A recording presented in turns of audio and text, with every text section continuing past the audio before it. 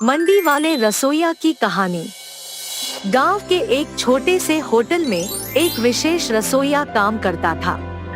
वे विभिन्न प्रकार के भोजन में माहिर थे और विशेष रूप से उनकी बिरयानी और मिट्टी अंगीठी चिकन बहुत प्रसिद्ध थे। गांव के लोग भोजन के लिए उनके होटल की ओर आकर्षित होते थे, क्योंकि वह पेशेवर तौर पर हमेशा कुछ नया और अनोखा बनाते रहते थे। समय बीतते बीतते उसे नए विचार आने लगे। उसे लगने लगा कि उसे अपने खाने की पेशेवरी में कुछ नया करना चाहिए। एक दिन उसके मन में ख्याल आया कि क्यों न उसे मंडी स्टाइल बिरयानी पेश की जाए। अगले दिन जब गांव के लोग खाने के लिए होटल आए, तब उसने अपनी नई विशेषता मंडी स्टाइल बिरयानी की पेशकश की। यह बिरयानी बड़ी प्लेट में परोसी जाती थी, जिसमें चिकन के टुकड़ों और चावल के साथ साथ खास मंडी मसाला डालकर बनाई जाती थी। यह नया प्रयास गांव के लोगों को बहुत पसंद आया और होटल की छात्रवृत्ति में भरपूर विश्वास भी बढ़ गया। धीरे धीरे रसोइया के दिमाग में और भी विचार आने लगे, क्योंकि वह सिर्फ अच्छा ही नहीं बल्कि बेहतर बनना चाहता था। उसके मन में विचार आया कि गांव के लोगों का ध्यान अपनी ओर आकर्षित करने के लिए उसे एक और नया प्रयास करना चाहिए।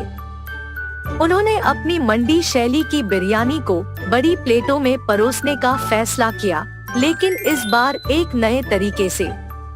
वह गांव के लोगों के सामने मिस्त्री की थाली लेकर आए, जिसमें बड़ी बड़ी बिरयानी परोसी गई थी। वह इसे चैलेंज बिरयानी के नाम से पेश करता था। चैलेंज बिरयानी का एक नियम था, अगर कोई व्यक्ति उस बड़ी प्लेट बिरयानी को एक बार में खत्म कर देता है तो उसे खाना मुफ्त में मिलेगा। यह चैलेंज बिरयानी बहुत जल्द गांव के लोगों के बीच बहुत प्रसिद्ध हो गया। लोग इस चुनौती को लेने लगे और वे बड़े प्लेट में बिरयानी खाने का प्रयास करने लगे। कुछ लोग सफलता प्राप्त करके मुफ्त खाना भी प्राप्त करने लगे।